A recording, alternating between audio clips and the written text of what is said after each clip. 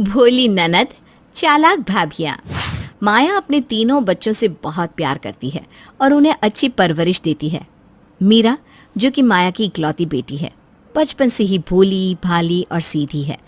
एक रोज माया शिवम और विवेक से कहती है, बच्चों, तुम दोनों को तो पता ही है कि तुम्हारी बहन बहुत सीधी सादी और भोली भाली है। उसे दुनियादारी की कोई समझ नहीं है, इसीलिए उसकी शादी करने में खतरा है। मुझे डर है कि कहीं उसकी शादी के बाद उसके ससुराल वाले उसका फ़ायदा ना उठाए। ऐसा भी हो सकता है कि उससे ब्लैकमेल करके हमसे मोटी रकम ऐंठने की कोशिश भी करे। माँ, आप ये क्या कह रही हैं? अरे यही कि अब तुम दोनों को अपनी बहन को संभालना होगा आगे, क्योंकि उसकी शादी मैं नहीं करने वाली। माँ, ये भी बोलने वाली बात है क्या? हम है ना, हम हमेशा उसके साथ रहेंगे। बेटा, बस मुझे यही चिंता सताती है कि मेरे मरने के बाद मीरा का क्या होगा। लोग उसका कहीं फ़ायदा ना उठाए। माँ, तुम फिक्र मत करो, हम मीरा को देख लेंगे। ठीक है बेटा, अब ना मैं तुम दोनों की शादी कर देती हूँ। जैसा तुम्हें सही लगे माँ। माया अपने दोनों बेटों के लिए लड़कियां देखने लगती है। माँ, कितना अच्छा होगा ना जब मेरी दोनों भाभियां भी मेरे साथ इस घर में रहेंगी।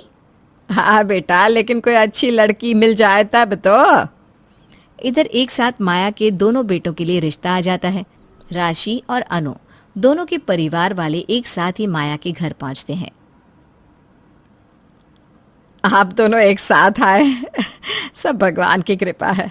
मैं इतने दिनों से अच्छी लड़कियों की तलाश कर रही हूँ, लेकिन आप लोगों को तो पता है ना कि अच्छी लड़कियाँ मिलती कहाँ है। जी बहन जी, मैंने विवेक की तस्वीर जैसे ही देखी, मुझे तो विवेक भैया एक नज़र में पसंद आ गया, इसलिए मैंने शिवम की तस्वीर अपनी भांजी के लिए भिजवा दी थी। अच्छा, तो दोनों लड़कियां एक ही घर की हैं? एक मेरी बेटी है और दूसरी मेरी भांजी है। दोनों बेटियां एक ही घर में रहेगी, उससे हमें भी सुकून रहेगा और दोनों मिलकर आपके घर को संभाल भी लेंगी। हाँ हाँ बिल्कुल, ठीक है। बच्चे आपस में मिलकर एक दूसरे को पसंद कर ले तो मुझे कोई आपत्ति नहीं है। ठीक है, तो ये तय रहा, कल बच्चों को मिलवा देते हैं। अगले दिन राशि विवेक से और अनु शिवम से मिलती है। दोनों जोड़े आपस में बात करते हैं और एक दूसरे को पसंद कर लेते हैं। माया दोनों जोड़ों की शादी तय कर देती है और उन चारों की शादी हो जाती है। फिर अनु और राशि दोनों कजिन बहनें माया के घर बहू बनकर आ जाती हैं।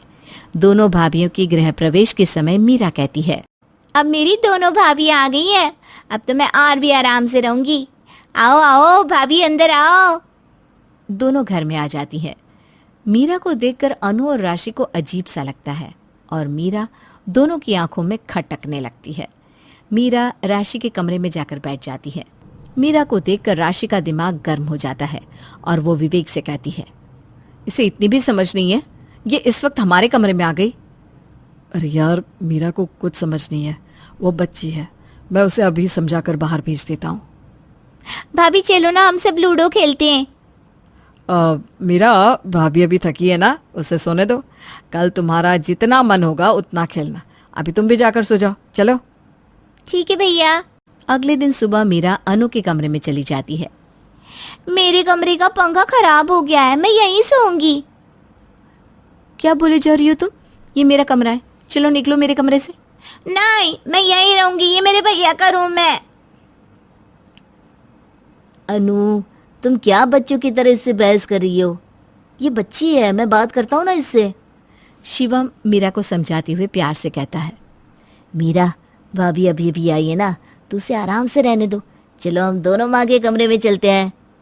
शिवम मीरा को लेकर माया के कमरे में चला जाता है। इधर अनु और राशि आपस में बातें करती हैं और एक दूसरे से कहती हैं, पता है वो मीरा ना रात को मेरे कमरे में चली आई। अरे यार, सुबह मेरे कमरे में चली आई, इस तरह नहीं चलेगा। इस मीरा को ना सबक सिखाना होगा। अगर मीरा भोली है तो उसकी भाभियां चालाक है। अब देखो इस भोली को मैं कैसे गोली सिखाती हूँ। राशि और अनु रसोई में जाती है। मीरा वहां आकर कहती है, भाभी भाभी क्या बनाओगी आज खाने में? मुझे ना बहुत जोरों की भूख लग रही है। मेरी प्यारी भोली ननद जी, आपको जो खाना होगा हम वही बनाएंगे, लेकिन उसके लिए आपको भी कुछ करना होगा। क्या करना होगा भाभी? आपको ना बस पूरे घर में झाड़ू लगाना होगा। ठीक है, मैं कर देती हूँ, लेकिन मुझे ना चाउमीन पसंद है, आज मैं वही खाऊंगी। ठीक है, आप अपना काम करो और मैं अपना, लेकिन ये बात किसी से नहीं कहना, हाँ। राशि और अनु नाश्ता बनाने में लग जाती है और बेचारी मीरा पूरे घर में झाड़ू मारती है। अनु राशि से कहती है, दीदी क्या तुम सही में चाउमीन बनाओगी? पागल है क्या तू? पूरा दिन आज उससे काम करवाऊंगी और फिर एक टाइम खाना दूंगी। राशि और अनु नाश्ता बनाकर परोसती हैं। सभी खाने लगते हैं। माया मीरा को बुलाती है। मीरा, तो भी हम सबके साथ आजा बेटा नाश्ता करने। आ जाओ मीरा। मीरा हाथ में झाड़ू लिए वहां आती है। मीरा के हाथ में झाड़ू देखकर दोनों भाइयों और माया के होश उड़ जाते हैं। विवेक माया के हाथ से झाड़ू फेंक कर कहता है, ये सब क्या कर रही हो तुम? ये सब तुम्हारे लिए नहीं है, चलो छोड़ो, हमारे साथ आकर बैठो। और ये काम करने के लिए तुमसे किसने कहा? मैं उसे छोड़ूंगा नहीं। मीरा खाने की प्लेट देखती है, उसमें चाउमीन नहीं था। फिर वो अपनी भाभीियों की ओर देखते हुए कहती है, मुझे किसी ने कुछ नहीं कहा, मैं खाना नहीं खाऊंगी, मुझे चाउमीन ही खाना है। इतना बोलकर मीरा भागकर छत पर चली जाती है। थोड़ी देर में ठीक हो जाएगी। अरे सुबह सुबह चाउमीन खाने से तबीयत खराब हो जाती है। थोड़ी देर के बाद अनु और राशि चुपचाप मीरा के पास जाकर कहती हैं, नाना जी, चाउमीन की पैकेट ही नहीं थी, मैं कैसे बनाती? इन लोगों से मंगवाती तो इन्हें हमारे सीक्रेट का पता चल जाता ना। अभी मैं बाजार जाकर लेकर आती हूँ और आपको बनाकर खिलाती हूँ। आप दोनों ना बहुत अच्छी हो। तब तक आप पोछा भी लगा लीजिए पूरे घर में। मीरा पूरे घर में झाड़ू पोछा करती है और राशि दोपहर के 4 बजे चाउमीन बनाकर मीरा को देती है। मीरा काम करके इतनी थक जाती है कि वो बस थोड़ा सा ही खा पाती है और सो जाती है। थोड़ी देर बाद शाम को दोनों भाई घर लौट कर आते हैं और देखते हैं कि मीरा तो सो रही है। उन्हें कुछ समझ में नहीं आता। रात को खाने की टेबल पर माया कहती है, बहू आज पूरा दिन मीरा दिखी नहीं, उसने खाना खाया या नहीं? मम्मी जी, अब मीरा की चिंता आप छोड़ दीजिए, हम है ना उसे देखने के लिए। हमने अपनी भोली ननद जी के लिए उनकी पसंद का चाउमीन बनाया, उन्होंने बहुत शौक से खाया और फिर सो गई। अच्छा तब ठीक है। बहू मैं ना 1 हफ्ते के लिए अपने मायके जा रही हूँ, तुम दोनों मीरा का अच्छे से ख्याल रखना। हाँ हाँ मम्मी जी, आप निश्चिंत रहो, हम देख लेंगे मीरा को। अगले दिन माया चली जाती है और विवेक और शिवम दोनों भी अपने काम पर चले जाते हैं। फिर से राशि और अनु मीरा से पूरे घर में झाड़ू पोछा लगवाती है और कहती है, ननद जी आपके लिए चाउमीन रखी है, चलिए खा लीजिए और फिर हमारे कपड़े धो दीजिए। ठीक है भाभी, चाउमीन मुझे बहुत पसंद है, ये मेरी फेवरेट है। आप मुझे रोज चाउमीन दोगी ना तो मैं रोज सारे काम कर दूंगी। और याद रखिएगा ननद जी, ये बात आपके भाइयों और मम्मी जी को पता नहीं चलनी चाहिए, नहीं तो मैं कह दूंगी कि आप झूठ बोल रही हैं, फिर सब मिलकर आपको इस घर से निकाल देंगे, है ना? नहीं नहीं, मैं कुछ नहीं कहूंगी किसी से। अब राशि और अनु धीरे धीरे सारा काम मीरा से करवाने लगती है। इसी तरह 1 हफ्ता बीत जाता है और माया मायके से लौट आती है। इतने दिनों से एक टाइम खाना खाकर और इतना काम करने के बाद मीरा की तबीयत खराब हो जाती है और उसी दिन नाश्ते के टेबल पर उसे चक्कर आ जाता है। क्या हुआ मीरा? माँ, इसका बदन तो जल रहा है।